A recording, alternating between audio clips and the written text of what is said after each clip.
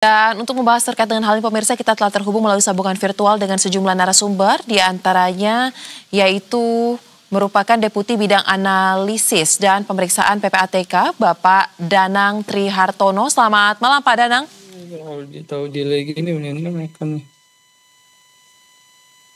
Baik, dan selain Pak Danang, sudah bergabung juga ahli digital forensik Indonesia, Mas Ruby Alamsyah. Selamat malam Mas Ruby.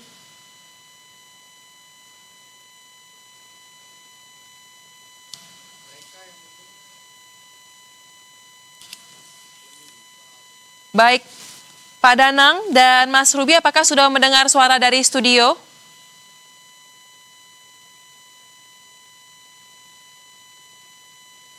Baik, Pak Danang dan Mas Ruby, mohon maaf kami belum bisa mendengar audio Anda. Boleh dipastikan audionya sudah terbuka?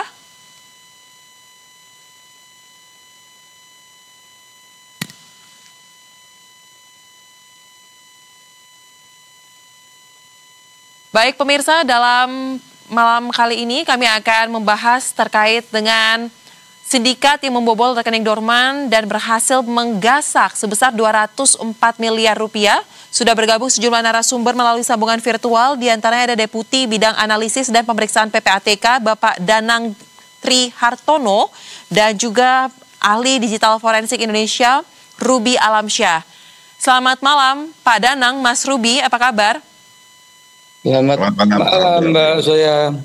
Baik, saya langsung ke Pak Danang terlebih dahulu. Pak Danang, terkait dengan pembobolan rekening dorman atau tidak aktif yang mencapai angka 204 miliar rupiah ini, apakah PPATK sudah mendapatkan terkait dengan lebih detailnya hasil penelusuran kemana saja atau dari mana saja sebenarnya aliran-aliran dananya?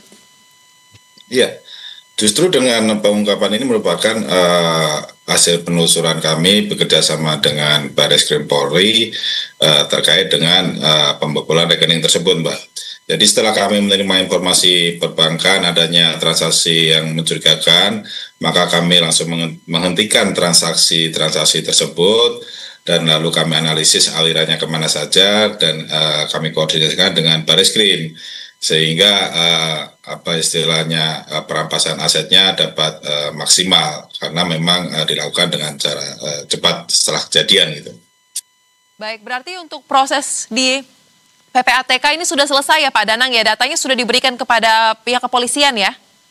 Iya, sudah kami selesaikan dan kami sampaikan kepada Barreskrim. Baik, Pak Danang, dana dari rekening dorman ini berasal dari satu bank saja atau dari sejumlah bank, Pak? Dari hasil analisa tim PPATK? Ya, ini di satu bank, di satu rekening itu dibobol, lalu dipindahkan ke sekitar 5 rekening, di mana di situ ada rekening perorangan, ada rekening perusahaan valuta asing, lalu dipindahkan ke valuta asing lagi, ke perusahaan, ke berbagai perorangan, dan ini kami telusuri terus, kami lakukan penghentian transaksi, dan ya dilakukan penyidikan oleh Barreskrim dan dilakukan penyitaan, sehingga apa yang disampaikan di konferensi pers kemarin itulah hasil dari kerjasama kami dengan Barreskrim Polri, Mbak. Baik, nah sekarang saya ingin menggali dari sisi digitalnya. Mas Ruby, kalau dilihat dari konferensi pers yang disampaikan oleh pihak kepolisian, dikatakan memang ada sindikat ya, bahkan dibagi ke dalam 3 klaster. Tapi pertanyaan saya Mas Ruby, terkait dengan pembobolan rekening seperti ini, apakah memang membutuhkan kecanggihan teknologi atau sebenarnya dengan apa yang disampaikan ada pemaksaan terhadap kepala cabang dari bank tertentu dan keterlibatan karyawan bank saja sebenarnya sudah bisa dilakukan? Iya. Kalau mereka masih menggunakan metode untuk mendapatkan akses lewat orang dalam, mestinya tidak terlalu canggih sekali gitu ya. Alias mereka masih membutuhkan secara manual nih informasi kredensialnya berupa username, password orang-orang tertentu dari perbankan yang bisa mempunyai wewenang untuk melakukan perubahan rekening dorman menjadi aktif, lalu melakukan transaksi transfernya. Nah, sehingga kalau dari penjelasan press conference Polri ini dipastikan mestinya tidak canggih-canggih amat, Mbak, karena masih membutuhkan data informasi dari orang internal berupa kredensial, baru mereka bisa melakukan aksinya. Baik, kemudian dalam konferensi pers kemarin juga terungkap proses waktu yang dibutuhkan untuk memindahkan uang dari rekening Dorman tersebut kepada sejumlah rekening penampung ini hanya 7 menit. Nah, pertanyaannya Mas Ruby, jika memang sudah memiliki akses dari internal karyawan bank tersebut, apakah memang waktu yang dibutuhkan hanya sangat singkat meskipun dilakukan di luar jam operasional? Ya, sangat singkat karena kita punya fitur-fitur transaksi perbankan yang dengan jumlah limitasi transaksi yang besar-besar kan ada beberapa opsi. Sehingga transaksi sebesar itu 200 miliar itu sangat mungkin terjadi dan sudah biasa kami perhatikan dan kami amati di beberapa kasus kejadian fraud di perbankan. Nah, jadi 7 menit untuk lepas 200 miliar itu biasa Mbak, selama mereka sudah punya datanya dan tahu cara mengeksekusinya dari mana, dari terminal apa ataupun dari aplikasi mana, lalu mereka tinggal jalanin deh proses transfer tersebut. Itu sangat mungkin dilakukan dalam waktu 7 menit. Baik, berarti untuk kasus ini Anda melihatnya ini perencanaannya sudah sangat rigid jauh-jauh hari atau memang satu orang saja yang bisa mengskenariokan, mengorkestrasi terkait dengan rencana ini? Kalau ngelihat dari jumlah tangkapan orangnya pasti kan apalagi dengan ada klaster-klasternya itu kemungkinan besar mereka memang sudah pasti merencanakan sejak lama gitu kan. Pertama mereka sudah punya data-data rekening dorman ataupun rekening-rekening tertentu yang mereka target, lalu mencoba menganalisa dan memprofile orang-orang internal bank di cabang mana saja yang mereka bisa ajak kerjasama ataupun melakukan pengancaman, lalu nanti pengeksekusiannya di mana serta menyiapkan rekening penampung yang untuk tujuan mereka selanjutnya. Nah, itu pasti tahapan-tahapan itu memerlukan proses dan membutuhkan waktu. Jadi memang confirm ini pasti udah dilakukan perencanaan yang cukup waktunya, Mbak.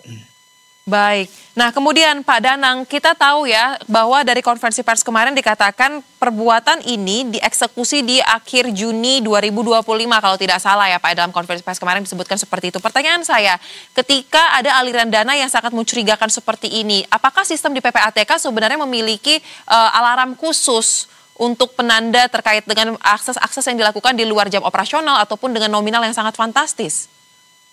Ya, mengenai alat sistem itu adalah di penyedia jasa keuangan, dalam ini di perbankannya ya.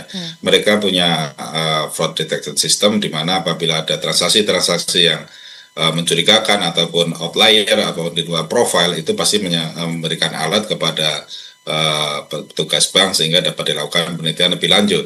Dan walaupun itu di luar jam kerja, saya kira sistem itu tetap berjalan sehingga kemarin dapat dideteksi dengan cepat dan dilakukan upaya-upaya untuk melakukan apa istilahnya pemblokiran dan sebagainya supaya dana tersebut tetap aman gitu. Baik, nah kemudian kan dari dana 204 miliar rupiah tersebut kan informasinya dialirkan kepada 5 rekening penampung. Pertanyaan berikut ya Pak Danang, apakah ada indikasi pencucian uang dalam peristiwa ini yang ditemukan oleh tim PPATK sendiri? Ya, otomatis di sini terjadi adanya pencucian uang ya, karena memang dana dari tindak pidana sudah ada dan ini digunakan dengan melakukan berbagai macam layering transaksi ke rekening-rekening penampungan dan itu di luar profilnya mereka dan apa istilahnya rantainya itu panjang sekali mereka melakukan layering ya supaya mempersulit istilahnya penelusuran. Dan ada yang dipetukarkan falas dan sebagainya. Nah ini memang metode-metode pencucian uang yang mereka lakukan. Baik, jadi sudah otomatis ya unsur TPPU-nya sendiri terpenuhi ya dalam kasus ini ya Pak Danang ya. Baik, nah kemudian Mas Ruby, kalau kita lihat rekening bank ini kan sebenarnya bukan kali ini ya kita dapatkan beritanya, informasinya dibobol. Namun ini yang paling baru dan cukup fantastis ya jumlahnya. Pertanyaan saya Mas Ruby, bagaimana Anda sebagai seorang ahli digital forensik mengamati sistem perbankan di Indonesia? Apakah memang masih banyak celah yang memungkinkan juga selain dengan cara menggunakan orang dalam ini, dengan cara yang lebih canggih lagi untuk bisa dibobol? Seberapa rapuh sebenarnya atau sudah cukup bagus untuk saat ini? Kalau menurut pengamatan kami dan pekerjaan kami belakangan ini dalam 1 tahun terakhir, cukup banyak Mbak, cukup banyak kejadian fraud perbankan. Tetapi yang kami tangani yang versi high tech ya Mbak ya, yang versi menggunakan high tech ataupun yang canggih-canggih, yang baik itu pelakunya kelompok cybercrime terorganisir tertentu, baik lokal maupun luar.